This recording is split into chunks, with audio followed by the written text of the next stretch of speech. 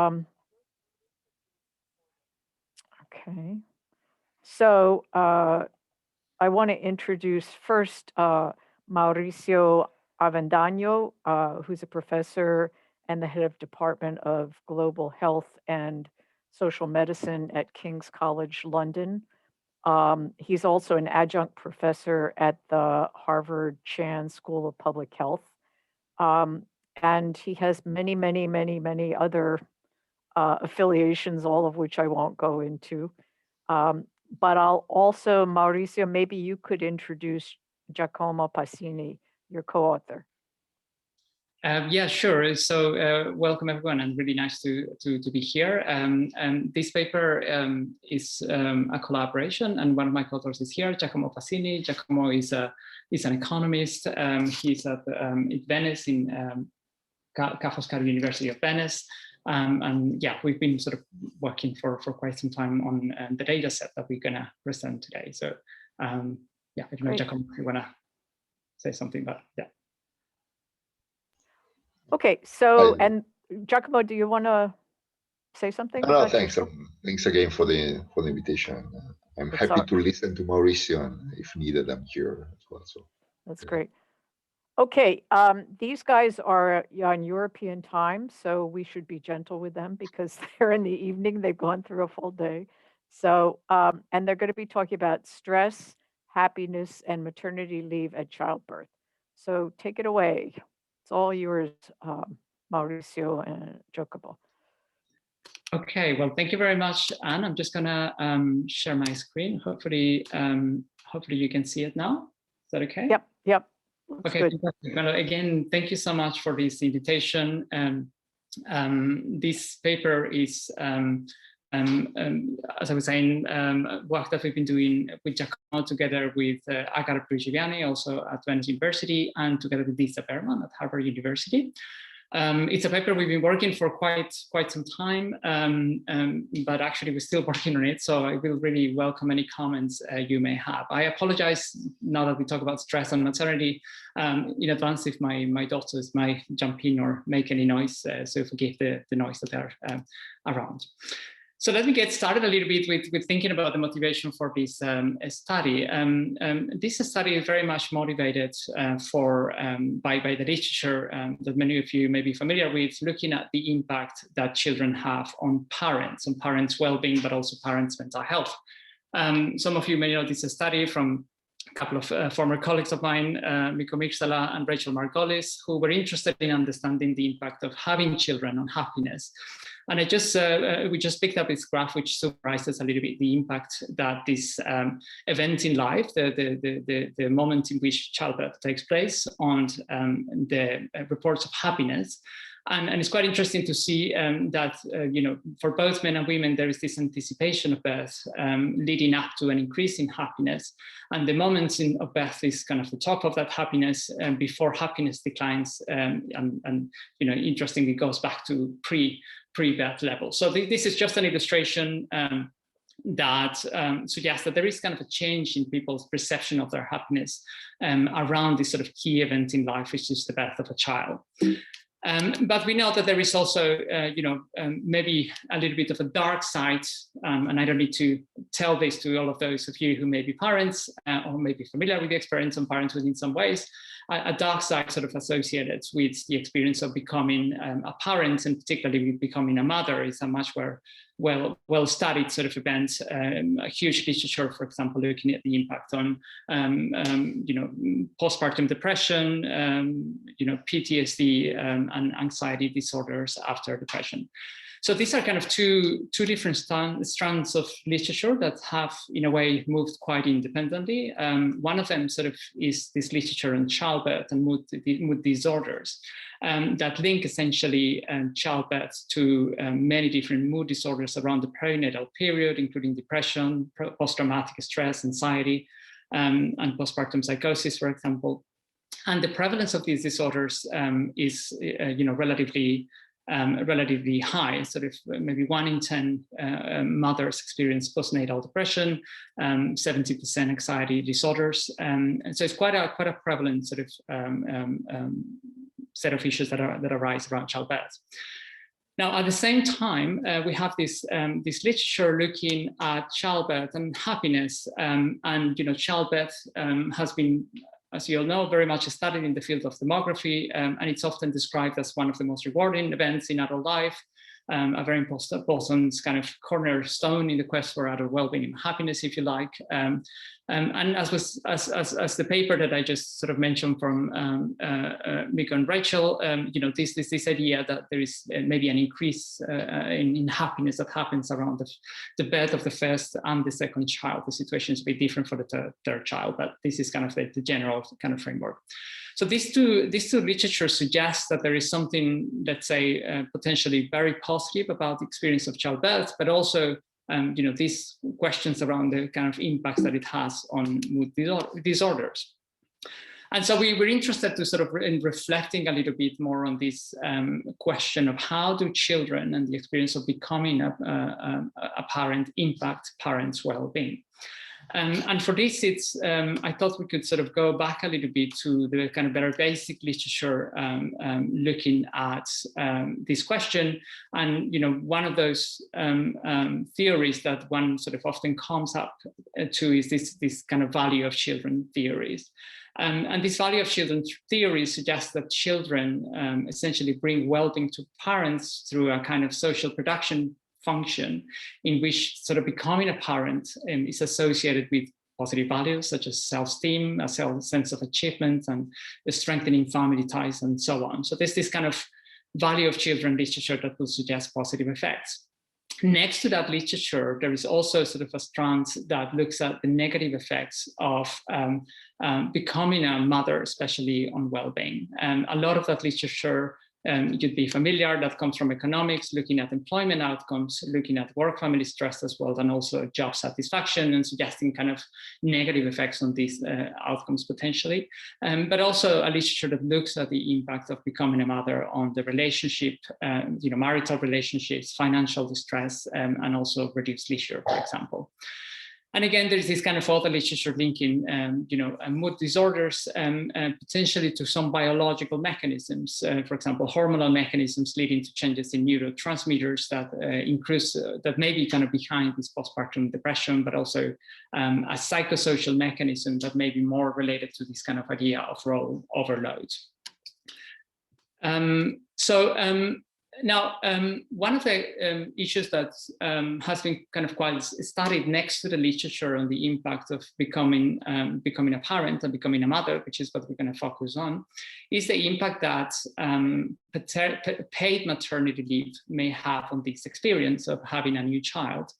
Some of you may be familiar, for example, with this paper that came out recently that was looking at the case of Norway and trying to look at the impact of a well-known reform in this field in Norway that increased maternity leave benefits around the 70s, showing sort of very positive effects on maternal health outcomes as well as other physical health outcomes.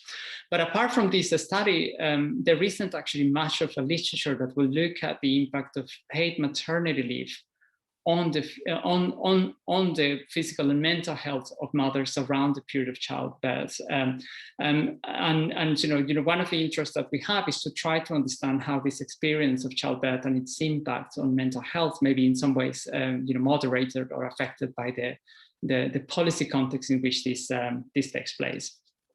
Now, this just to say that this paper is very much inspired or a follow-up of a previous paper that we did also with Giacomo, Lisa, and Agar, in which we found essentially that mothers that experience a generous regime of maternity leave during the birth of their first child, and looking at their fertility histories in the second half of the 20th centuries, that had very long-term effects that could be observed on their levels of depressive symptoms already when they were age 50 and beyond. And part of what we're going to do in this paper is try to unpack a little bit what happened in between. So how does the impact of maternity leave, but also the experience of becoming a mother, actually impact on the mental health of these women at the time of the birth. Just to say, feel free to interrupt me or raise any questions. I'm very happy to answer them immediately. Okay, now, so just to sort of go a little bit into the question of what are the consequences of parental leave policy, and some of you may be familiar with this, but I thought, you know, we could sort of revisit some of this a little bit. You know, again, there is kind of a literature that's kind of quite mixed in some ways, suggesting that there may be positive effects of parental leave policies. You know, the motivation is very much focused on employment effects, increasing job continuity, the retention of skills, enhancing productivity, improving earnings, career advancements, and so on. But there's also sort of this idea that maternity leave or parental leave might actually also, you know, lower stress and have kind of health enhancing effects through a number of mechanisms that might involve interaction with the children, but also the impact of being able to, you know, to return to work later as a kind of stress reducing mechanism. But there may be also kind of negative effects of parental leave, if you like, sort of theoretically speaking. You know, there's all this literature sort of suggesting that long leaves may cause depreciation of human capital, for example, or have an impact on wages. They may, you know, maternity leave may also impact sort of mental health and well-being by postponing, if you like, the benefits of returning to work early, if you think that returning to work early might have also some positive effects. So in some ways, this is still sort of a question that needs to, in some ways, be addressed empirically to try to understand what the impact is of parental leave on actual mental health outcomes. Okay, so so a little bit with this background in mind, what we want to do in this paper is to try to test the hypothesis in a way that psychological distress as a result of the birth of a child may actually potentially coexist with positive emotions of fulfillment and happiness that happen around and in the aftermath of childbirth.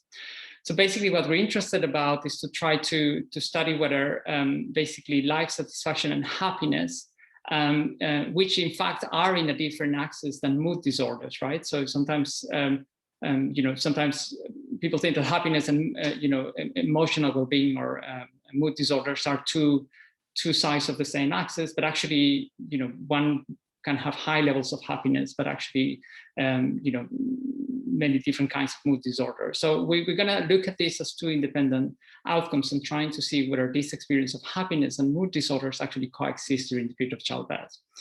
And we're then also interested in understanding how this might differ according to the kind of policy context in which the experience of birth takes place.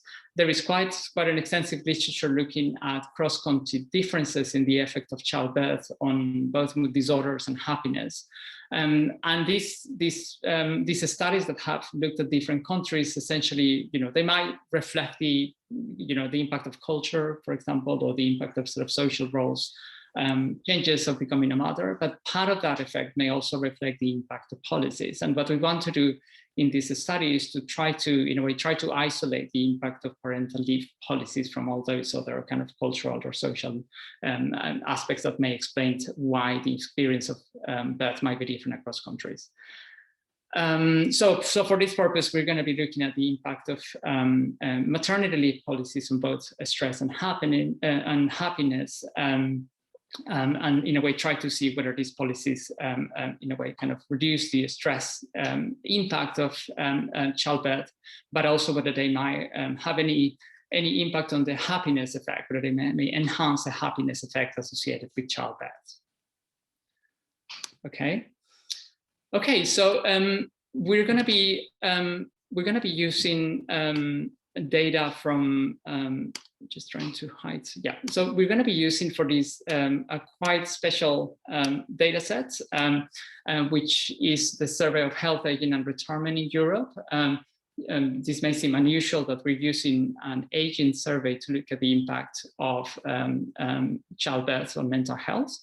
But basically, the SHARELIFE study was a component within the Survey of Health, Aging and Retirement in Europe survey, which is very much a replica of the Health and Retirement survey, or a sister study of the Health and Retirement study in the US. And then, both Giacomo and myself and Agar have been involved since the beginning of this study, which started in 2004 and has been following up people aged 50 years and older every 2 years. And then in 2008, we collected data from what we call SHARELIFE, which are retrospective life histories. And essentially what we did was collect information on life histories of health, of employment, social conditions, but also fertility histories for all women and men that participated in this study. And then this is the data that we're going to use for this paper. So it's and I'm curious to hear your views about this approach. It's basically a study in which we're building up a panel out of these reproductive life histories that we could build out of the SHARELIFE data. The SHARELIFE retrospective life panel is then essentially an individual level data set that is organized as a sequence of life events, such as, for example, employment and unemployment spells, fertility, the birth periods, job characteristics, and so on. And all of these are kind of loops as episodes for each individual over the years, essentially from early life until the current age. So it's essentially a retrospective panel that reorganizes the data in such a way that each person in the sample contributes as many observations as there are years of age from birth until the age in which they are observed in the moment of interview.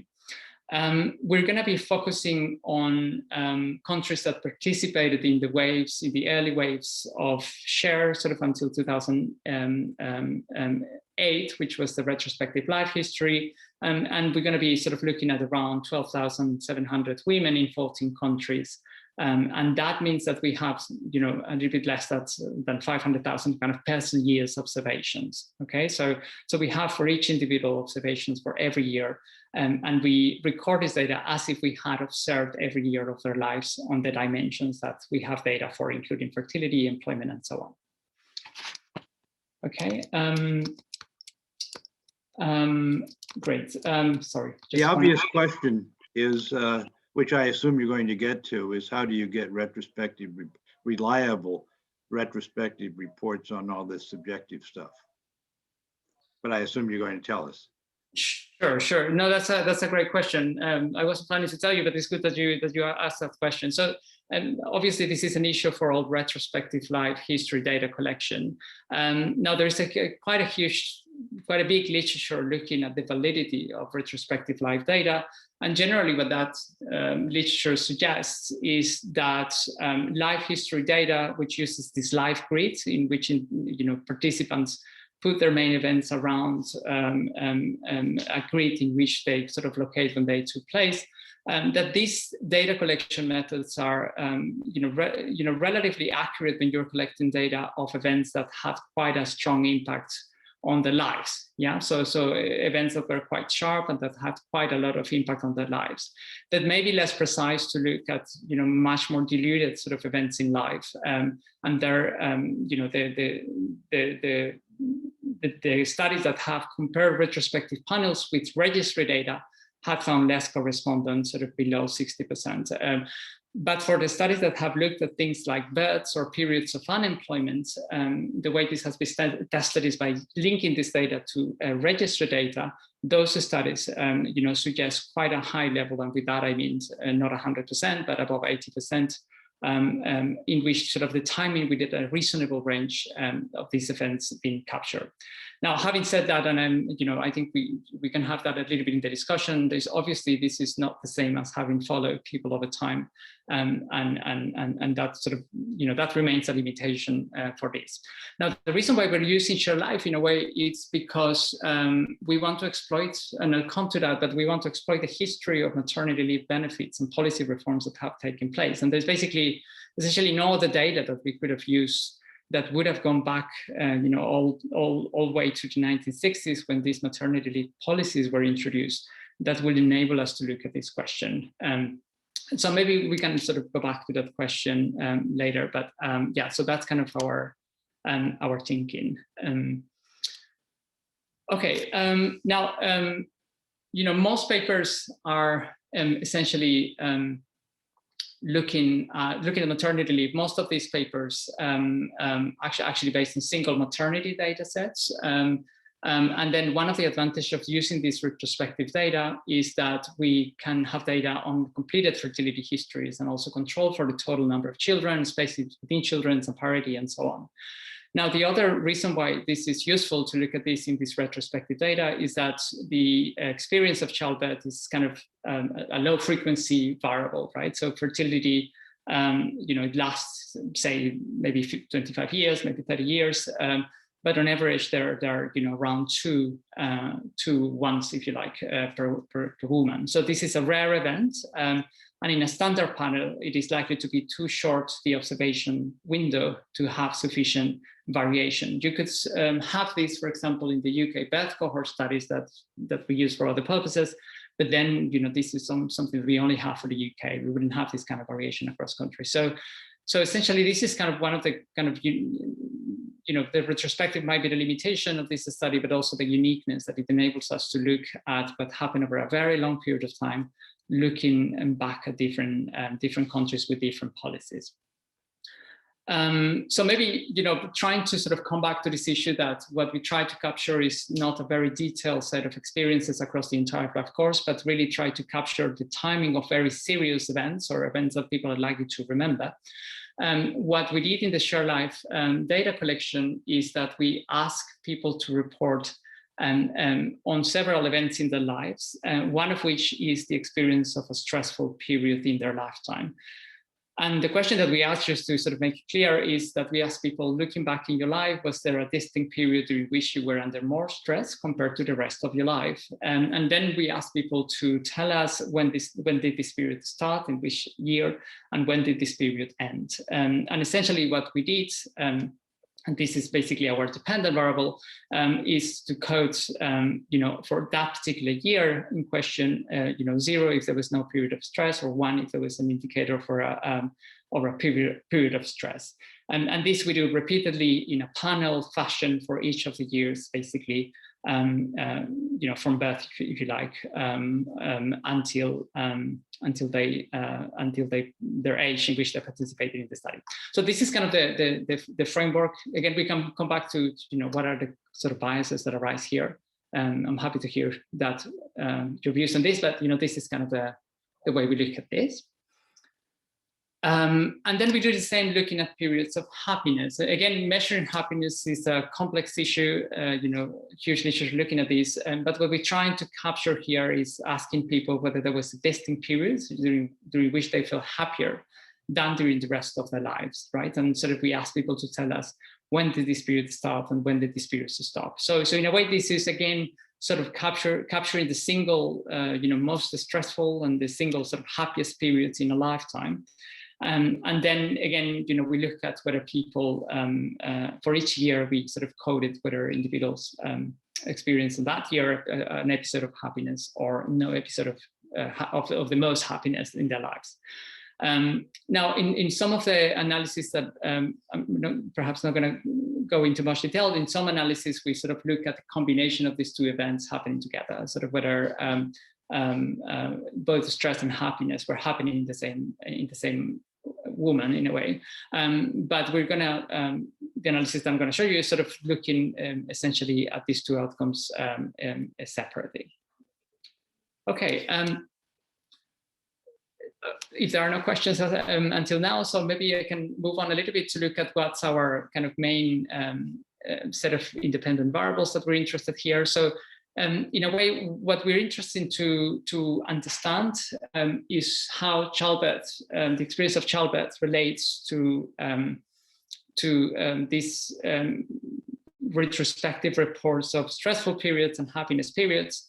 But we're also interested in the role of maternity leave. And for trying to capture this, we basically recorded in SHARE sort of several different types of job interruptions. These were measured basically as the number of weeks of job interruptions that happen around childbirth. And it's essentially coming out from this question. For every birth episode, we ask, did you temporarily or permanently stop working when the name of your child was born? And then you had a series of options to tell us whether there was an interruption or whether there was never a return to work and so on. If basically there was temporary interruptions, we then ask how long did you stop working for? And then we had a series of options. So, these are sort of categorical options: a month, 3 months, 6 months, and so on. And then sort of these ranges we ask actually ranges to ask people. So up to a month, then from a month to 3 months, 3 months to 6 months, and so on. And then we ask for sort of longer job interruptions. So this is the way in which we're trying to capture job interruptions on this data. Now, obviously, one of the concerns that arises, particularly with job interruptions, is measurement error. For example, when we ask people about their interruptions, maybe basically the no interruptions may be inflated due to the question wording. So, for example, if maternity leave in almost all countries was available since the 1960s, in some of these countries it was actually compulsory, and some women who took some time of leave but kept the same job may have actually said that they had no interruption, right? So people may have reported this as a no interruption. At the same time, leaves that took longer than 15 weeks are actually mechanically overestimated because of the way and the categories that we have available to record maternity leave or interruptions associated with birth.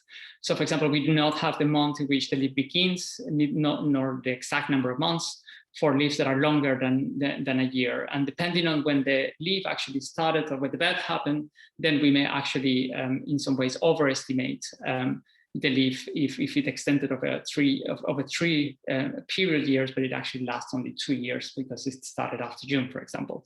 So there's quite a series of issues of measurement error that arise when we look at the length of job interruptions. So because of this, basically, we're going to use an instrumental variable approach to try to address this measurement error that I'm going to get to in a minute. But before that, let me sort of try to explain a little bit of what is it that we did in this paper. So essentially what we're going to do is quite a standard linear probability model where we use fixed effects, where we essentially model the probability of experiencing a stress period or a happiness period or both for a given individual at time t, which is at the year level. And we model that as a function of the experience of childbirth, which basically is a dummy for whether women had a child in year t in country C, plus lack and lead. So we have a dummy for the same before and after the year of birth. This is similar to what is done in other studies, such as the Mixilla and Margolis study. And then we have another variable, which is the job interruption variable that I just described, which is recorded as the weeks of leave at maternity. And these categories that you see here, so no interruption, and then 4, 12, 26, and 52 if it's happened within a year. And then it was 52 in year t plus 1 until year t plus 5. So we recorded 52 weeks and basically stopped recording after year 5 because we basically make the assumption that if the mother didn't return to work after 5 years, this was no longer an interruption, but was potentially sort of reflected sort of that the mother had left the labor market, assuming that the child at that age must usually start to go to school.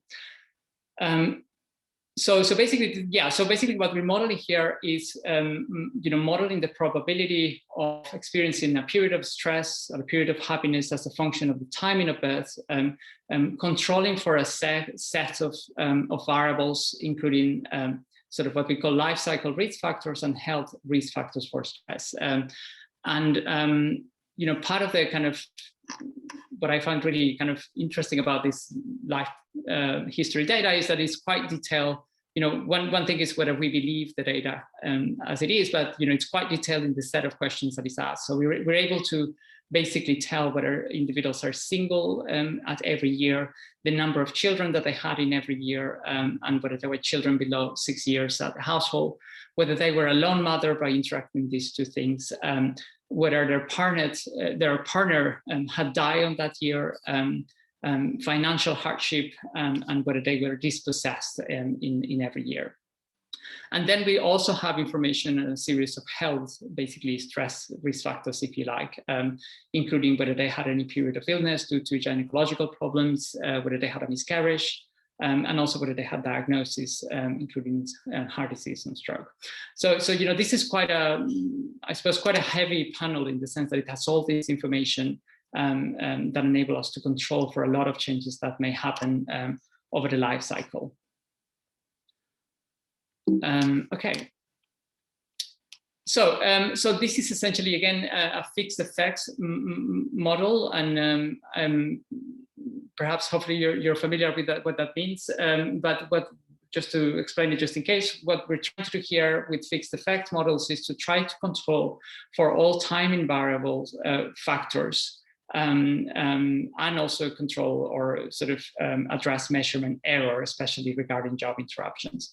Now, when I mean controlling for invariant and observables, what I mean there is that we're not comparing, for example, mothers who had a child and those who didn't, or those who had a child in Greece versus those who had a child in France. We're not doing that comparison, but we are comparing mothers to themselves and comparing the probability that a mother reports a period of happiness or a period of stress in a year in which they had a child versus a year in which they did not have a child, right? So basically this is maybe for those in public health, this would be something like a crossover design. So it's a fixed effects model in which we essentially control for constant invariant and observables.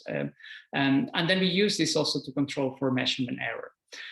Now, thinking about the length of the interruption. So some of you may wonder, okay, so if we're going to look at the question of whether having a longer interruption reduces the risk of stress or increase the probability of reporting a happiness period, endogeneity remains a concern, right? So for example, women may decide the length of the interruption that they take associated with birth based on their levels of stress. So if there's a lot of stress, then they may take a longer interruption. So there may be reverse causality, for example. But also the measurement error is sort of an issue that may vary systematically with parity. So life in the first child is typically longer and therefore overestimated, but also further childbirths are typically shorter and maybe underestimated. Okay, so there's this issue that the reporting of the interruptions that women took by actually have substantial measurement error, and also the endogeneity concern around reverse causality. So what we do in this paper is use an instrumental variable approach in which we try to find a source of variation in the length of these interruptions that is presumably exogenous to the length of interruption variable. And what we do is to exploit variation in maternity leave, the length of maternity leave across time and across countries that are participating in the shared data. Now, this is something that has been sort of exploited before to look, for example, Christopher Ruhm have this famous kind of paper looking at the impact of the length of maternity leave on infant mortality. We're kind of following a similar approach using what is called the full wage weeks, which is basically the product of the weeks of paid leave that are available according to the law. And this is kind of with the product of the replacement rate, which is the average earnings that women are entitled to receive during the weeks of paid leave. Now, this is the main instrument that we use. We also use the log of family allowances, which comes from this GOTF database, which has collected the magnitude of family allowances in euros for the first child. And we use that also as a potential instrument to predict the length of the interruption. So I hope this is clear here. So basically the thought experiment here is that different women in different points in time in different countries are essentially exposed to different regimes in terms of the length of the paid leave that they can take, but also the generosity of the family allowances. And those two factors, which are, we are assuming are exogenous to them, are actually generating this kind of quasi-random variation in the length of the interruption that they take during childbirth. And this enables us to address this endogeneity concern, okay? Any questions on this? Okay, great. I hope you're still there because I can only see my slides. So if anybody will ask a question, I'll be very happy. We're here. Great, thank you. Okay, so just to give you a sense, maternity leave benefits, this may sound maybe quite a recent phenomenon for the United States, paid maternity leave. But actually, paid maternity leave was introduced in Europe in the post-war period. Most countries by the 1960s had introduced some kind of maternity leave that was paid. And actually, these maternity leave entitlements changed quite a lot over time for the countries in this study. So here I'm just listing some of the countries, and what you see in the y-axis is the number of weeks of maternity leave that women are entitled to.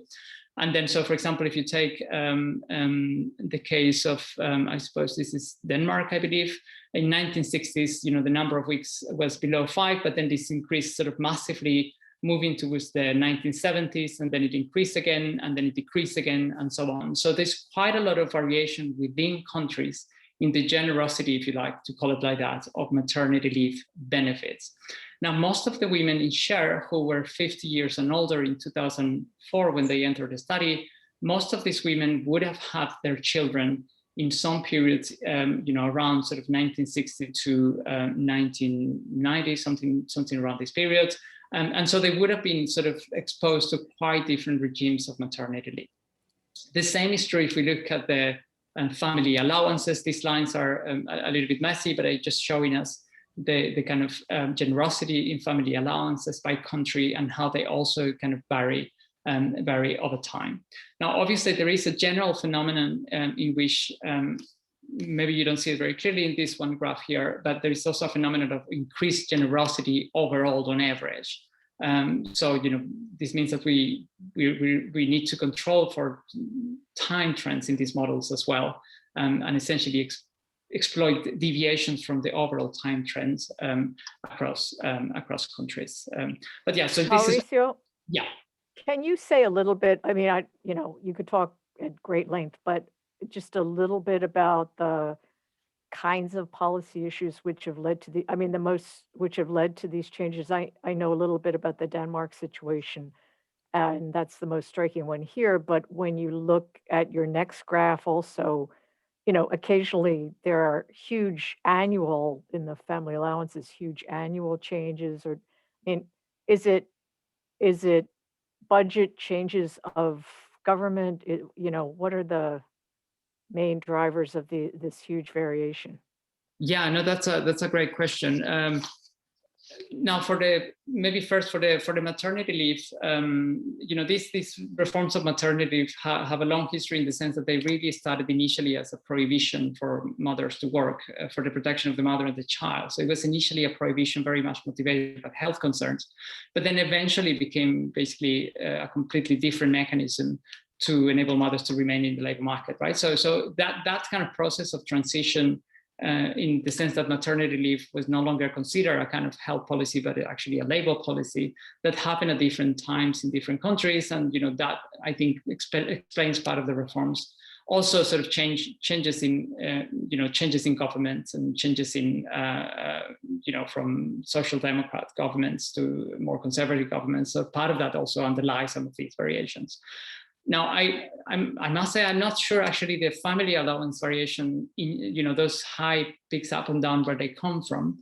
I think some of the changes will definitely come from changes in the political orientation, right? So again, changes from social democrats to conservative governments and so on. But I think some of these peaks might also reflect changes in prices. So I don't know if you, Giacomo, do you have a sense of what the variation is coming from? No, I agree. Some of the variation is spurious. It comes from the fact that these allowances are expressed only in 2004 euros. So there is some price effect there. Okay, but clearly, anyway, the message here is also that here there is clearly a time trend, but there is quite some quite some variation around this time trend, even if you try to smooth out or average out those peaks. Okay, those policies do have quite some variation with the country. Okay, this is Yeah, what we exploit. I'm just trying to think if there's any systematic variation that might affect your results, but it sounds like your conclusion is not. Well, I don't. There is a like again a long-term time trend that goes towards more generous policies, at least up until the 2000s, and then there is a decline, and policies get stricter and stricter. What Mauricio was saying, that we control for a full set of year dummies. So and since we have fixed effect, we are basically controlling for country fixed effect. So the idea is that we are controlling for let's say the general way in which the welfare systems were going in those countries. So this is we are exploiting variation around that. So Makes we sense. should be safe in that sense. Yes. Mm-hmm. Yeah, no, I agree, but I think it's a good comment in the sense that some of these changes indeed might reflect changes in regimes that may have also coincided with other changes in the generosity of other policies.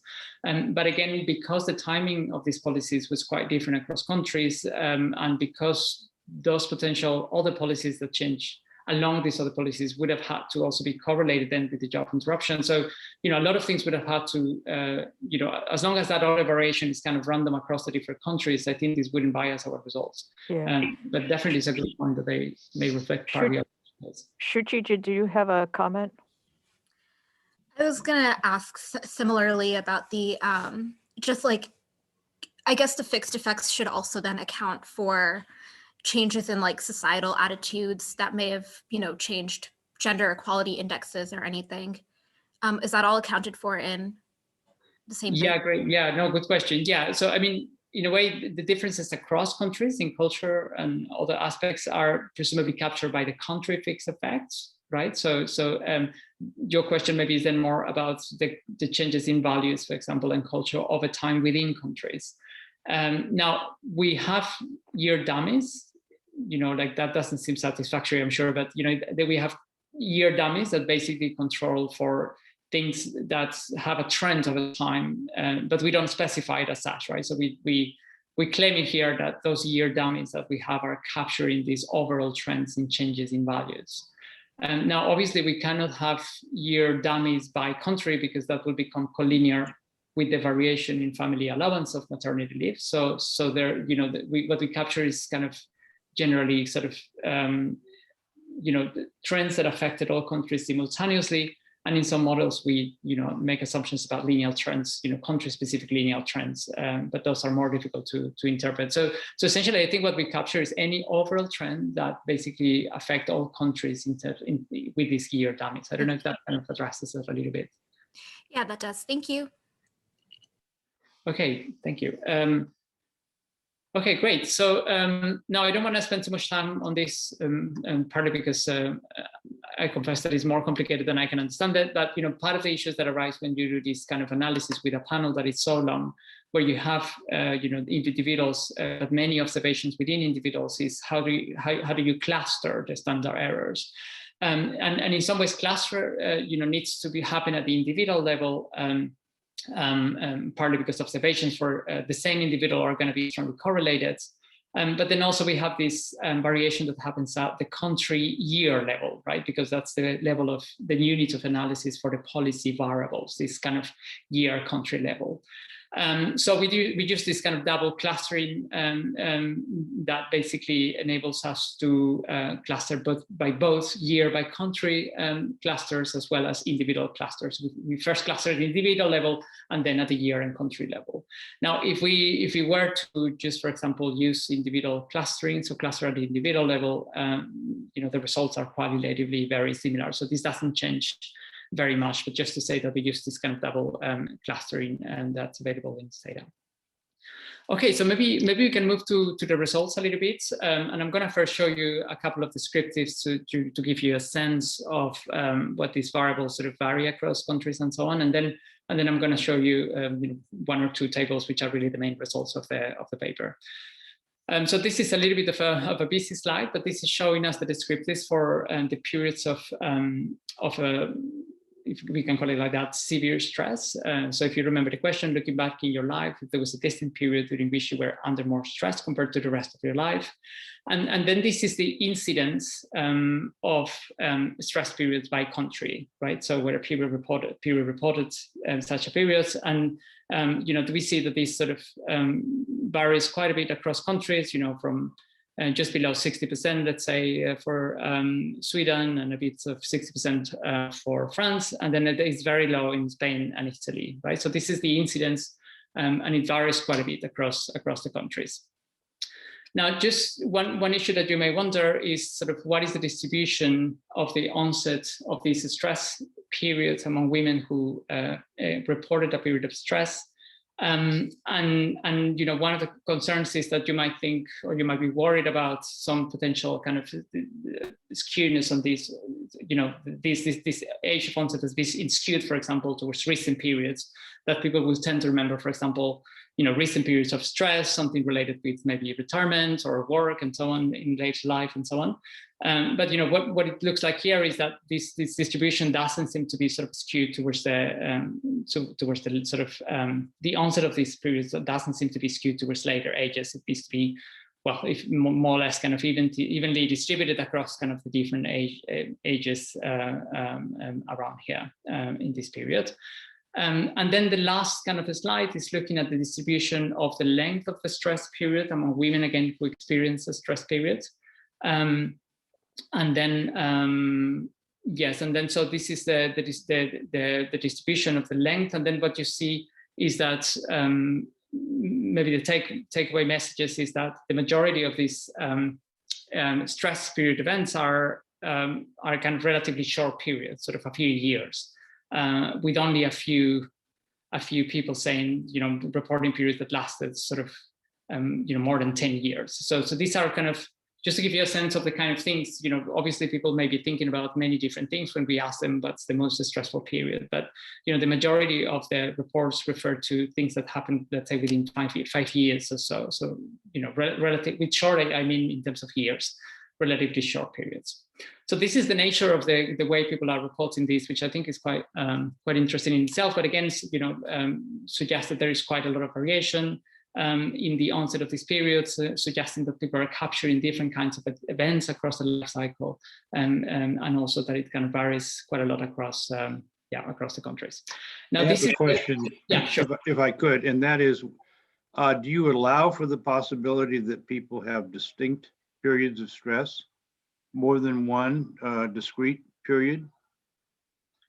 Or how do you handle that in the survey?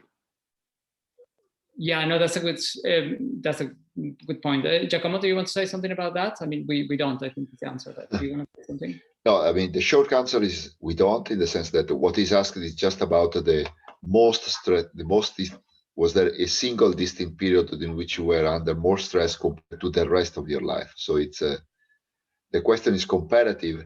This really, the way it's written is exactly, since it's a subjective question, to try to capture what is reasonable to capture in looking retrospectively to all your life. So the question was worded in this way. So we are able to highlight just one period, but it is supposed to be the most stressful period.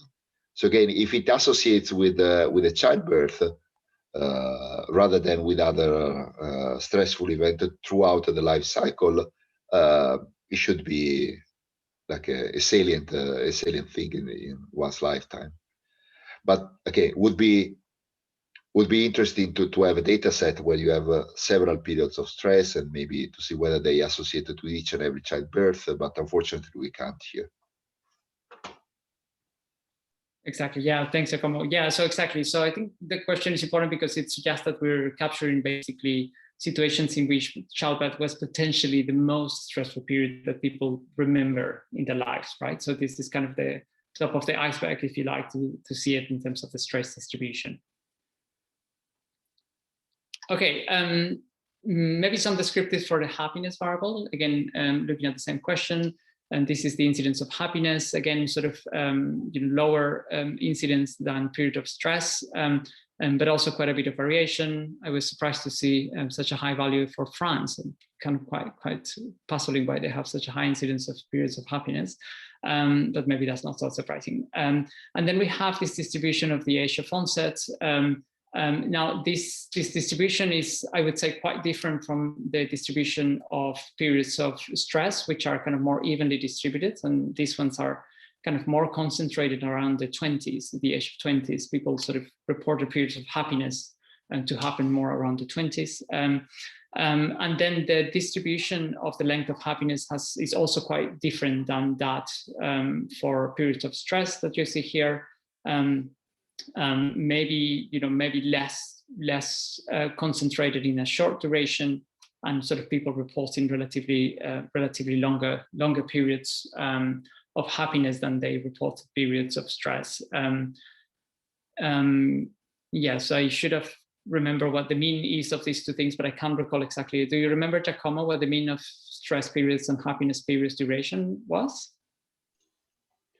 No, honestly, I don't. No, okay. No, that's fine. But they definitely sort of definitely longer for the happiness. Yeah. Okay, great.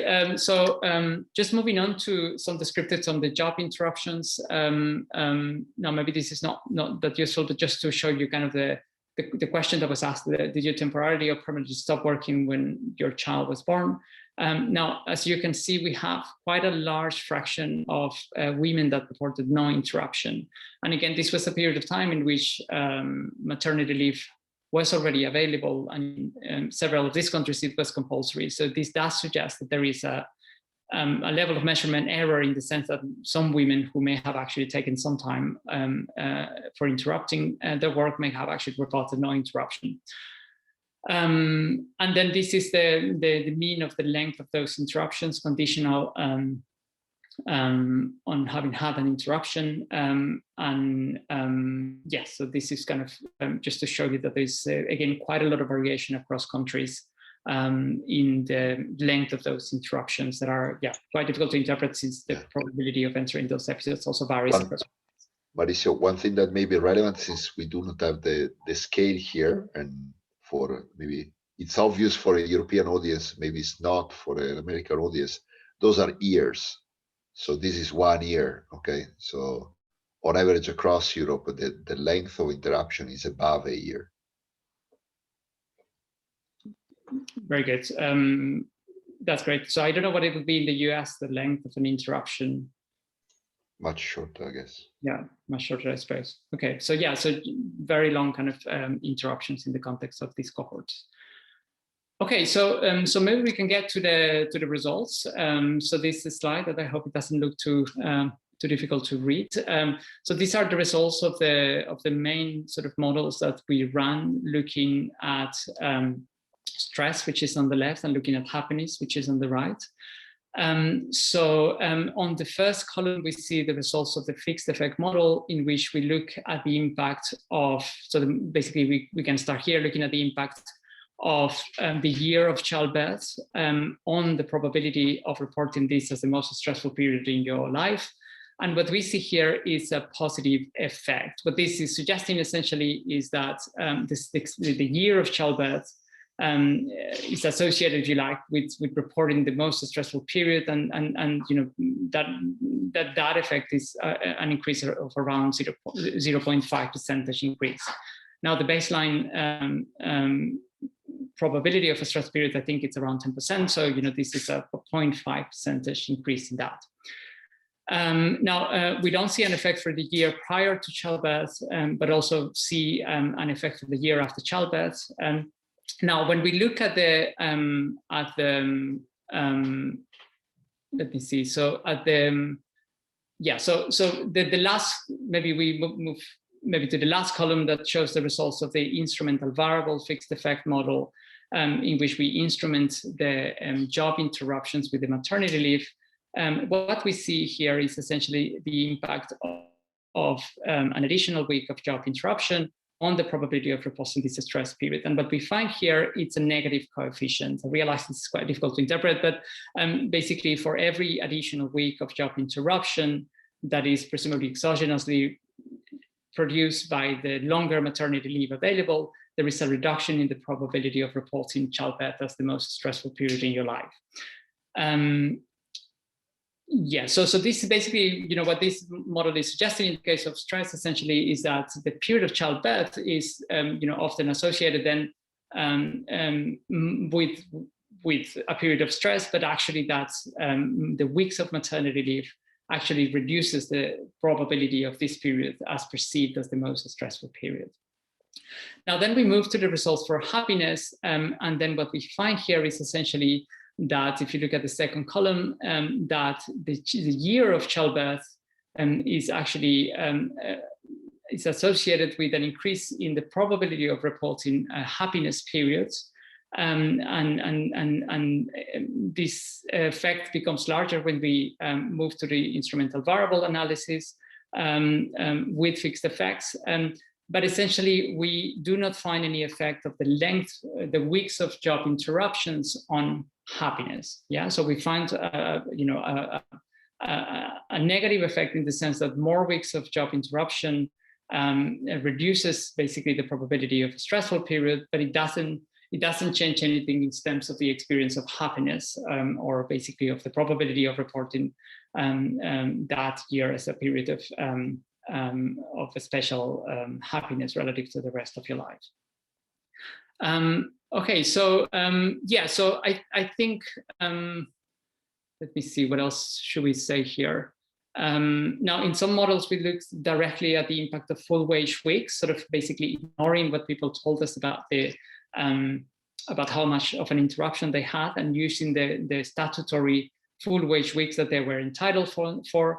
And then what those results suggest is, again, that this is kind of a reduced form model in which basically, more weeks of full wage paid maternity leave weeks reduces the probability of stress, but has no impact on the probability of reporting a period of happiness.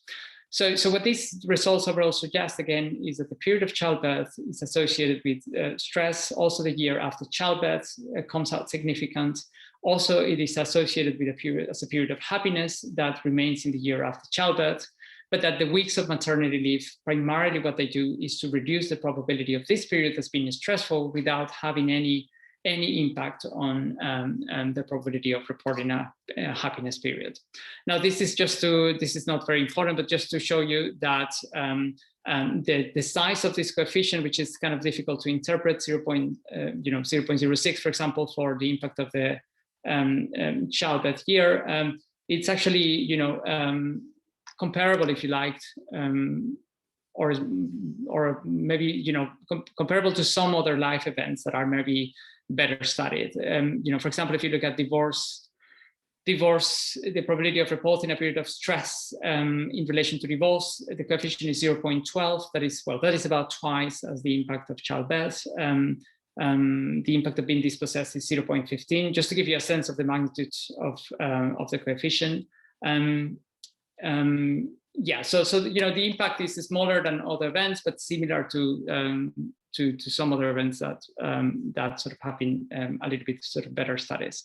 Now, we don't see much going on, and this is just to show you that there isn't much. There aren't many stars yet, I suppose, but to show you that there isn't much that came up in relation to specific diagnosis. We didn't find much of a correlation between periods of stress and essentially the diagnosis and health outcomes, which suggests either that this panel retrospective data is maybe not very accurate to collect data on when this period started and when they ended. That's maybe a possibility, or that people do not associate those periods of those diseases as particularly stressful, a period in which they had asthma or diabetes.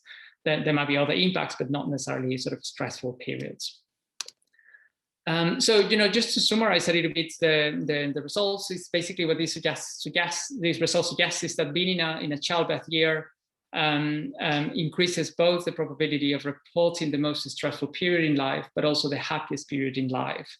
Now, in some models, we basically created a variable that was one if the participant reported in that year both that year as being the most stressful, but also as being the happiest. And actually, we find sort of very similar results that essentially confirm that it is the same women who report both stress and happiness which are driving these results.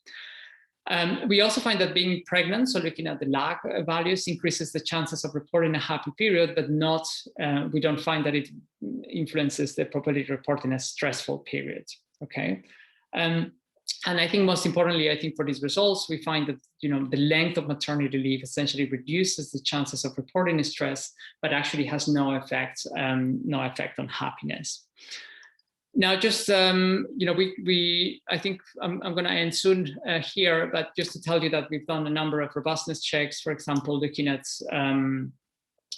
the job interruptions using a dummy just to say whether women stop working temporarily or not using the duration.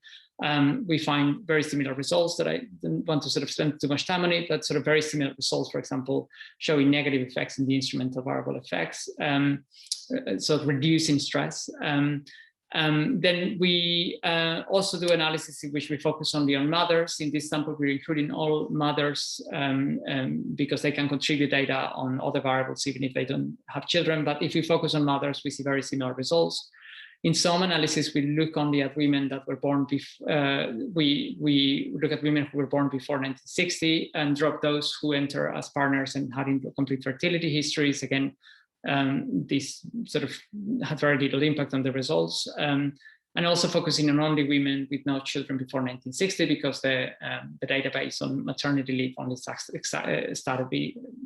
after 1960. And again, you know, because most of those births in this cohort happen after that date, then we didn't find sort of much of a difference in the results. So this is just you know, the main kind of robustness checks that we carried out. So I think I'm going to kind of stop here, and you know, just to sort of summarize a little bit.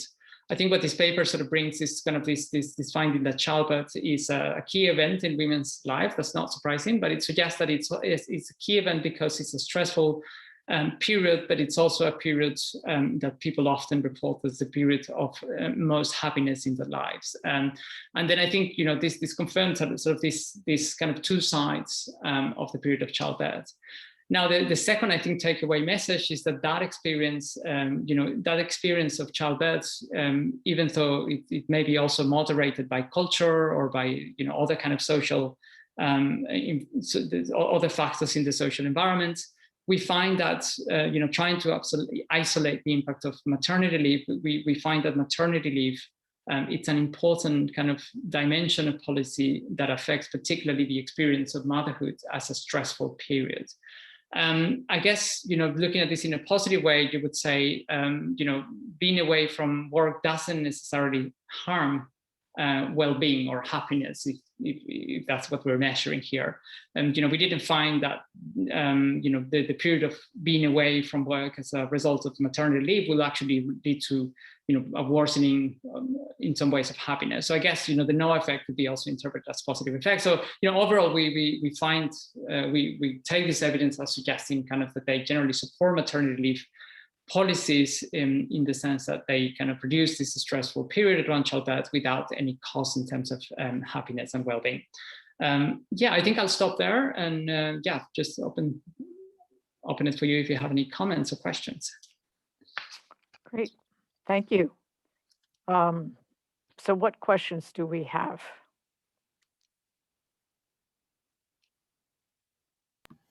I have a question.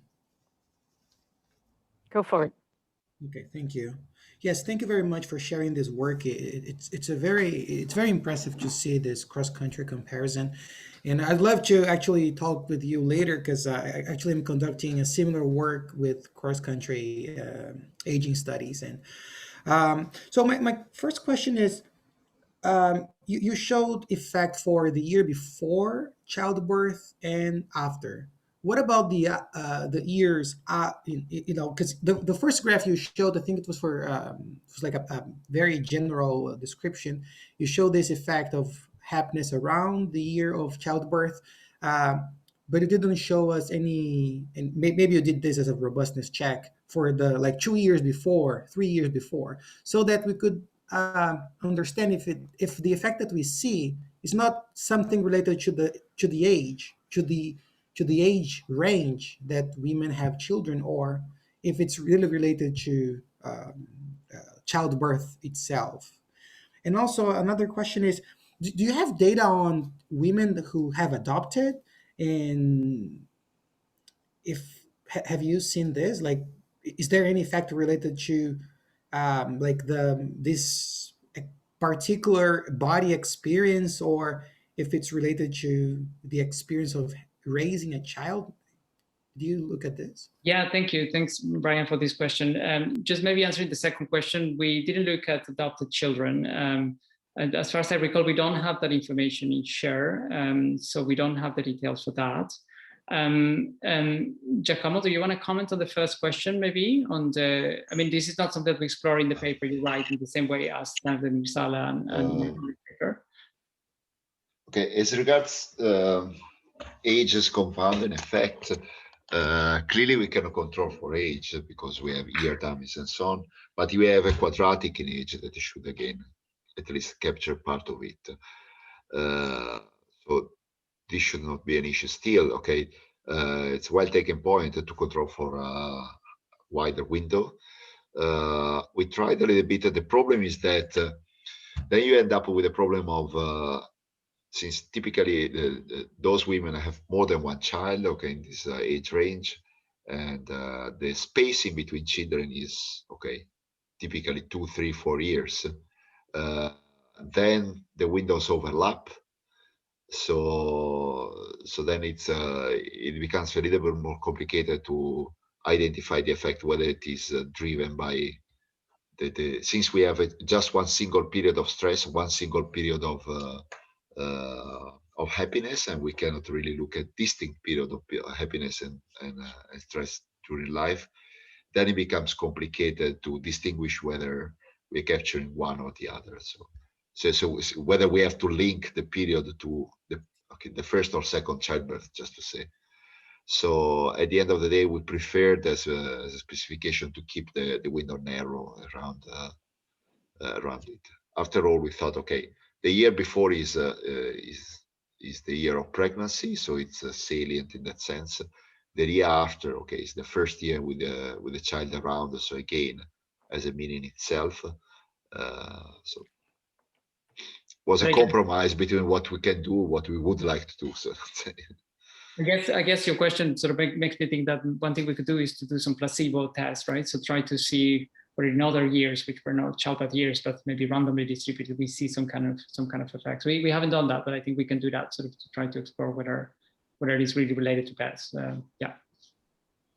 Okay, thank you. Actually, just one more question, and this may be more of methodological curiosity, but is that possible to look at heterogeneity of this effect? Like, because I'm still not sure how we could do this given the multi-level nature of the model and the double clustering. But if we could just like predict probabilities and try to stratify the predictions by like by countries and by other variables to see if there may be some range of individuals who get no effect or even a negative effect. Yeah, no, that's a great question. I mean, we definitely can look at different effects, for example, by, if you like, by educational attainment or something like that. That's technically possible. And technically, we could also look at different effects of the childbirth year, for example, by country. Now, we cannot do that for the interruption years because the variation that we're exploiting is actually variation across countries in the over time changes in the policy, right? So we would basically, if we take just one country, we would have that would be just collinear with time, right? So that's why we need multiple countries. But we definitely could look at each country. Now, the reason why you often don't do this in SHARE is because the sample size is just not big enough to look at country by country. So you get these sort of large standard errors. I mean, I think we did some of that in the beginning, but I don't think there was any sort of emerging pattern that was very clear. I don't know if Giacomo, do you remember anything more about the country variations or? this is the case. I mean, you don't have clear patterns, and well, the reason is that once you go country by country, it's not that the sample is small, because reorganizing the sample in this way, you still have several thousands of person years. But remember that this is a panel of basically rare events. You don't have many childbirth. You do not have. You just have one stressful period, one happy period. So estimating things becomes complicated, because it's not the number of observations that you're buying going with multiple countries, but the heterogeneity on the variables we are interested into. Right, makes sense. Thank you.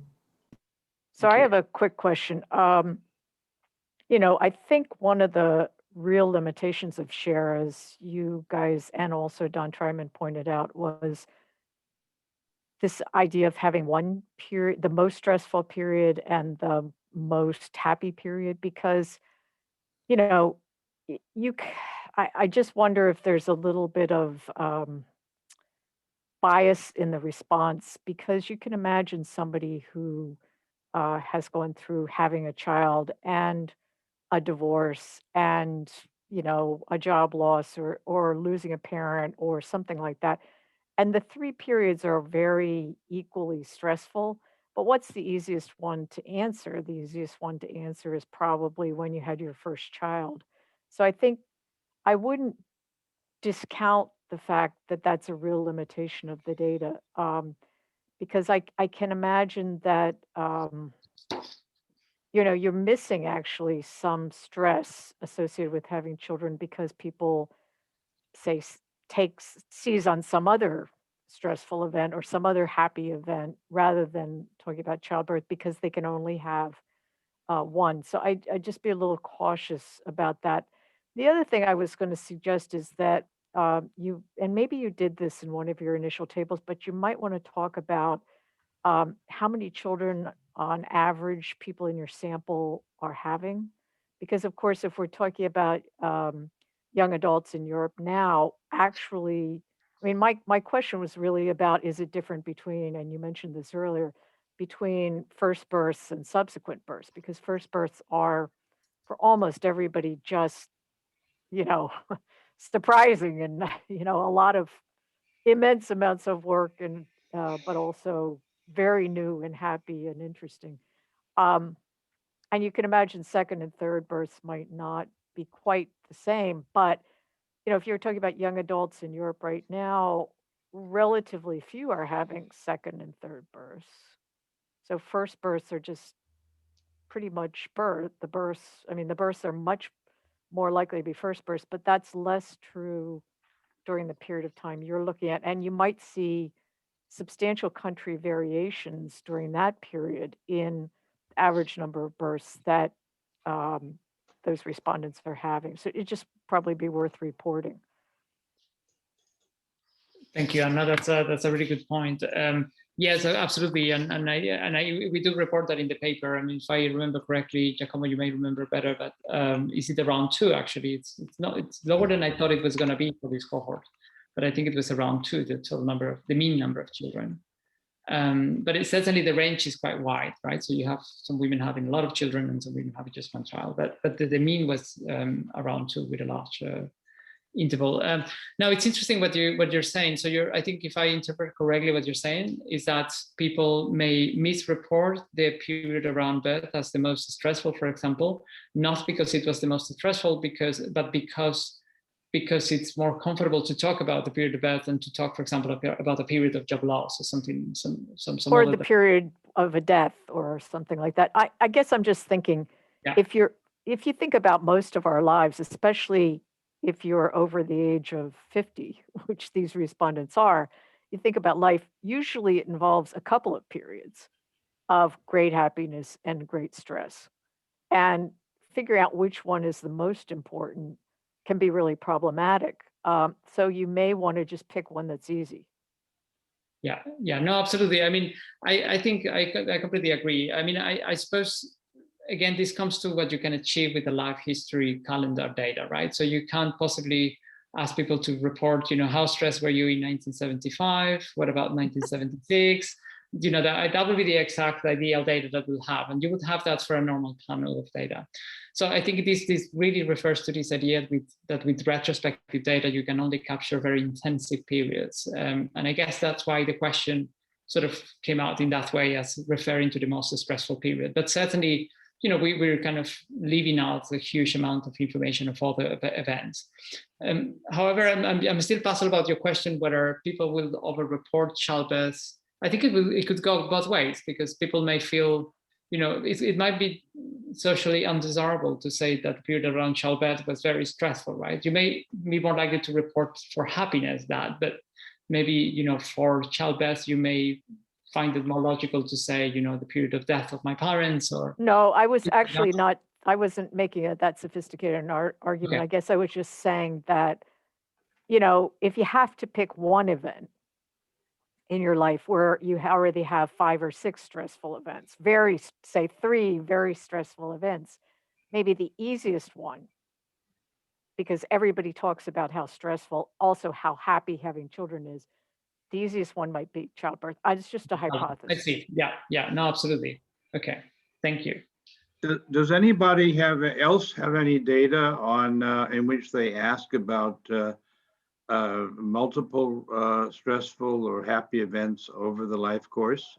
If so, you could use their data to maybe calibrate the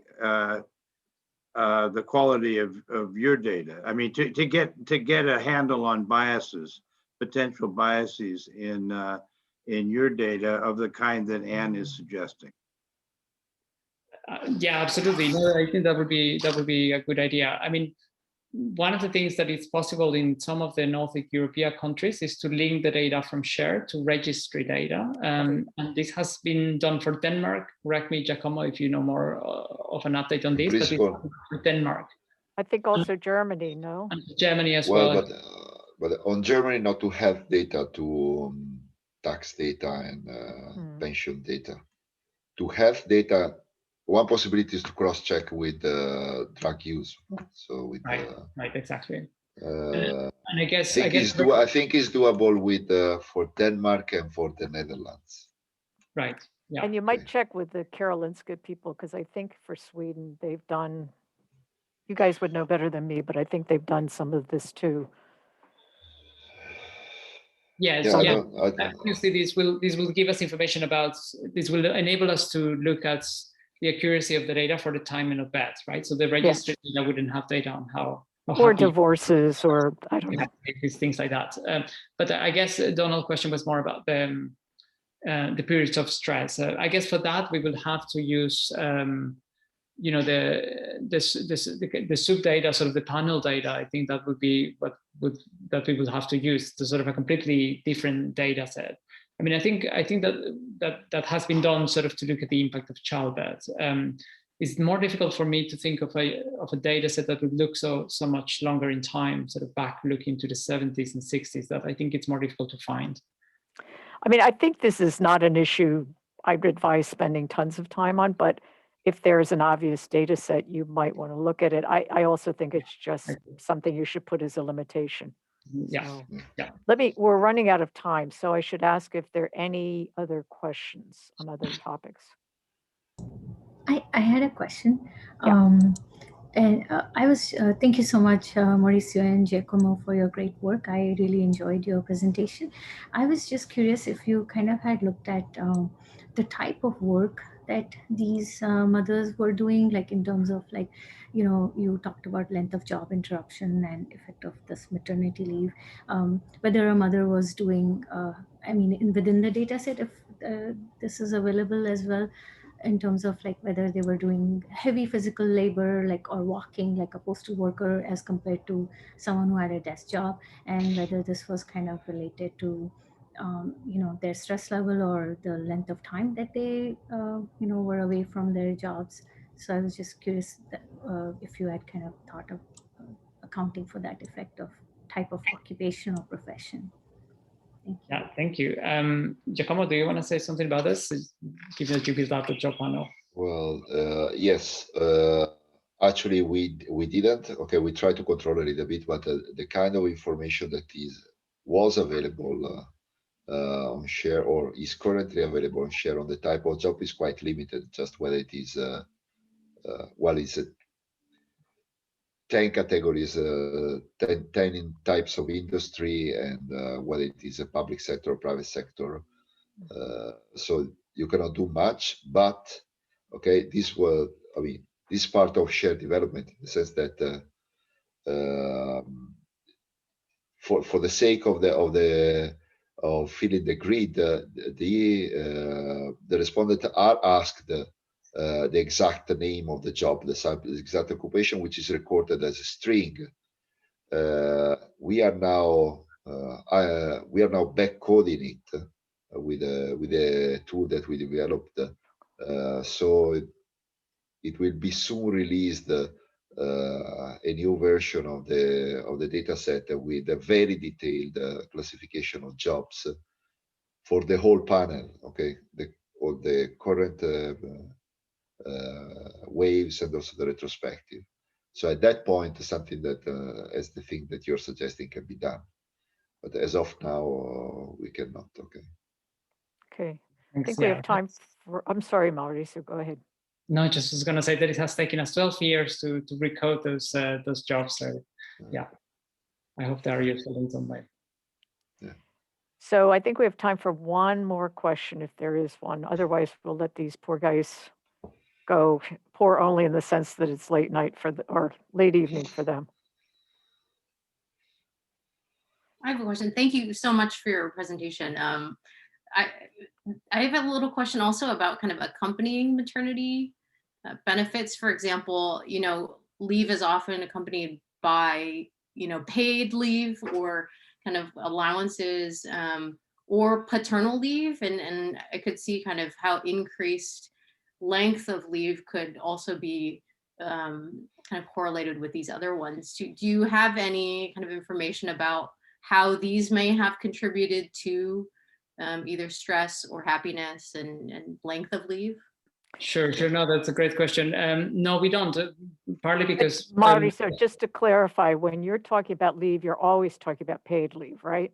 Right. Yes, See, exactly. this is an Americanism. It's Yeah, these guys yeah. only have paid leave. Right. Sorry. Yeah, thank you. No, yeah, so we didn't, partly because for the period of time in which these women had their children, there was very little of kind of something like what we have today, for example, in Norway or Sweden, of share parental leave, right? So these reforms are actually quite recent, but there is quite a lot of interesting work, especially looking at the Norwegian reforms, and that's the work that I know, looking at the shared paternal leave, paternity and maternity leave.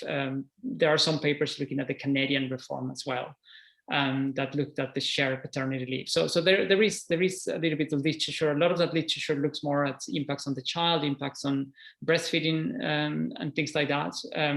But especially for the Scandinavian countries, there is a literature that looks at the impact of mothers. And I think the literature, correct me if I'm wrong, Giacomo, but I think the literature is quite positive on the shared paternity leave.